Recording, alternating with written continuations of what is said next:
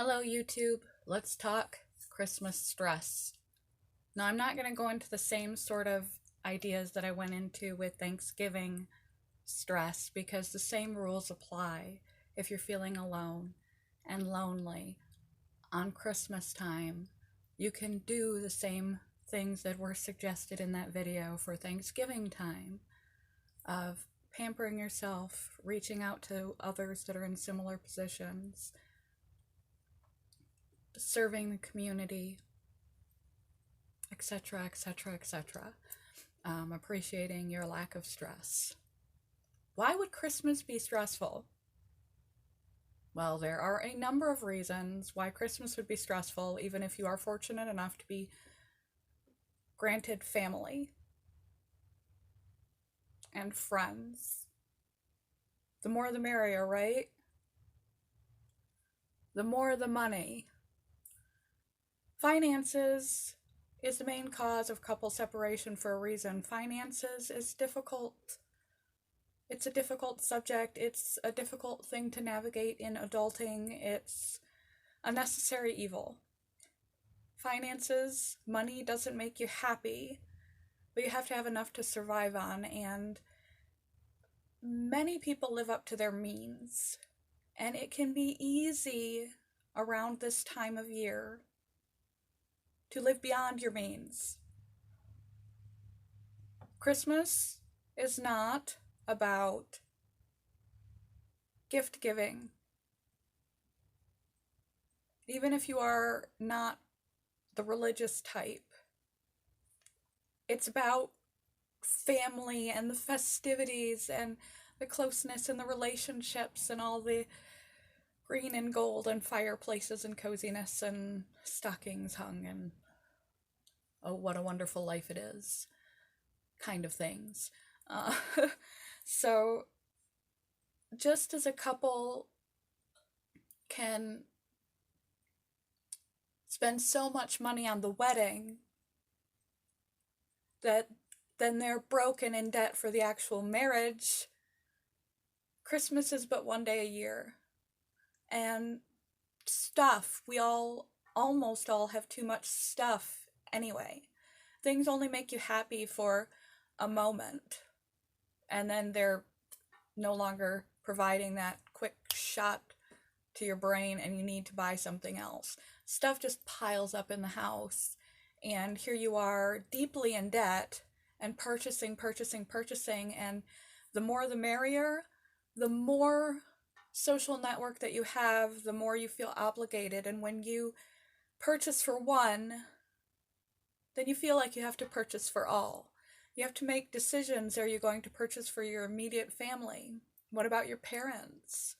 What about your aunts and uncles? Are you going to bring presents to every Christmas party you go to? How many Christmas parties are you going to? Do you have to buy something for work? Do you treat a neighbor who happens to also be a friend, but if you treat that neighbor, are my mouth gets ahead of my brain often. Are all the other neighbors going to perceive that this is a disliking of them because they don't understand that there's a legitimate friendship between the two of you and it's more of a friendship Christmas gesture than a neighborly Christmas gesture? And it's just like deciding who to invite to a party or to your wedding. The list can get larger and larger and larger and larger and larger. Meanwhile, you really don't have the means to be buying presents at all, perhaps. And as we all live up to our means, those who do have the means may buy more and more expensive things. So it can be financially and socially stressful. Whose party do you pick? If you say yes to this person, you feel obligated that you have to say yes to that person. If you gift this person, you feel obligated that you have to gift that person by extension. The money's dwindling, the time is dwindling, you're stressed and you haven't gone anywhere, and the joy is stripped out of the holiday, and you are in debt for the next year until Christmas comes back up to pay for more Christmas presents on that credit card. Communication skills. Be conscientious of where you're at financially. Be conscientious of where you're at socially and emotionally, and make wise decisions when it comes to where you spend your time and where you spend your money. You may have family that invites you home if you're an adult, uh, but those certain holidays, maybe there was a family member who abused you, and if you go to this one place, or a friend group where they still associate with someone who was abusive with you, and if you go and attend for them, then you have to interact with that person. You don't have to do anything you don't want to do. Picking up the telephone, you are a free agent. Picking up the telephone and giving a call, hey, Merry Christmas, to your family can be good enough. To those people that are closer to you, you can focus on experience versus presence. Presence is more important than presents. Because, like I said, the joy of unwrapping and receiving something lasts about 2 seconds, and it gets tossed aside and never used. Oftentimes, sometimes exchanged. It's just stuff and a short-lived thrill, and it's a big taxation. You wonder if you get the right thing, if you spent too little or too much, or maybe they'll spend more, or maybe you didn't, it's not a thoughtful enough gift, or you get spread thin too quickly. Have a small get together. Have a potluck. And then you know how much you're spending. And have the celebration be the gift. Get together. Have an ugly sweater party. Have a potluck at your house. That way you know the location. You can control the time. Everyone that wanted you to go to theirs can just come to yours. You can have them come, you can have them go. All the presence is the present. For those people that are close to you, focus on activity. Perhaps have a discussion with your husband, your wife, your kids, and say, I could get you stuff, or we could spend a weekend on a trip, making memories that last forever. I'd always prefer, rather than to accumulate presents to things, to accumulate memories. That's what life is made of. If you're going to invest monies, it's wise to invest money into an experience for the holidays. Make a day of it, make a weekend of it. Do something out of the norm with those that you love. You can say no. You don't have to go to everything.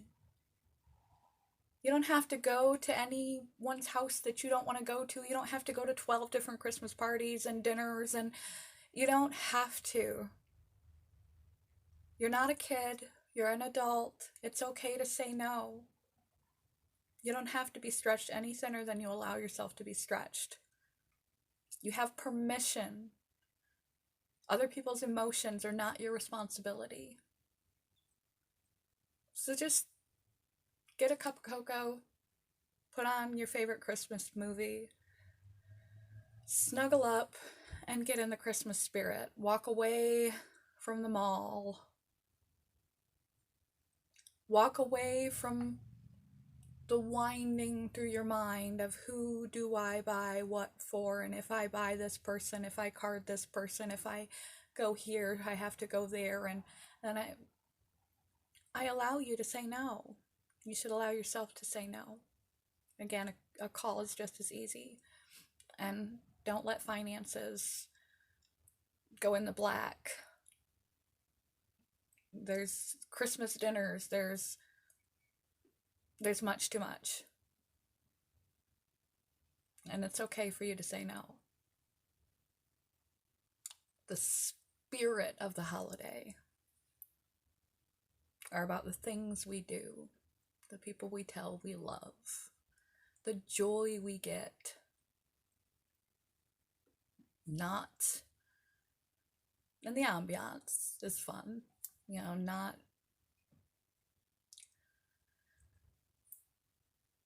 getting a stress ulcer, an in-debt credit card, having to be 5 places at once, a bunch more crap to pile in a corner that you're never going to use, and guilt because no matter how much you do, you still haven't done it right. Make it easy on yourself. Limit your list. Text, call those other people. It's okay to say no. It's okay to not go. Do only as much as you want to do. And shop for experience. Presents this holiday rather than presents. And if you have any other stressful Christmas issues that you can think of, let me know. That office work party. This could go in many different directions. It's supposed to be the happiest time of the year. And there's also this illusion. People post on social media these perfect family Christmases. And then there's all this Hallmark TV shows about, I don't know why every Christmas story is a love story. Since when did falling in love have to do with Christmas? But it is on the Hallmark Channel. If you're unfamiliar, look up the Hallmark Channel Christmas specials, and they almost always have puppies and falling in love. But there's just picture perfect stories of picture perfect families, and why is my family not like that? Why is my situation not like that? Why is this all so much work? Why is this? It sets you up for disappointment that's unnecessary, because that's an illusion.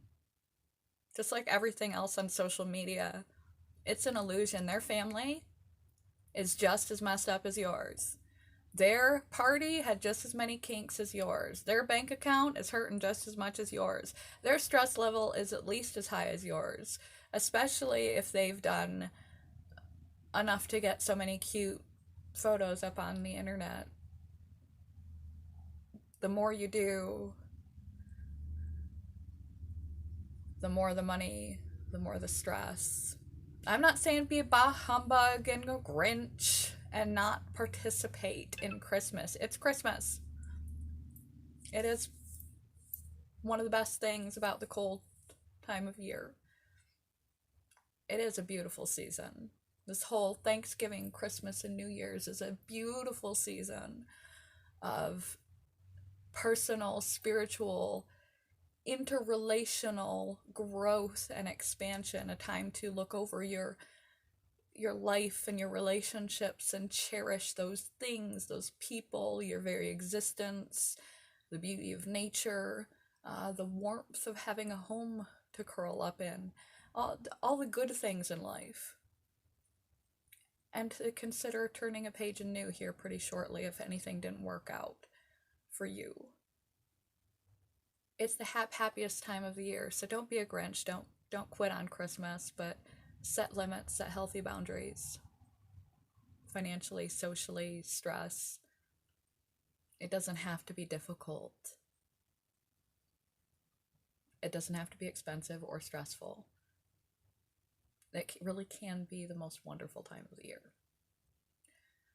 Minus the snow. But that's just my opinion. Love you guys. Bye, YouTube. Have a happy, Merry Christmas. It's coming right up.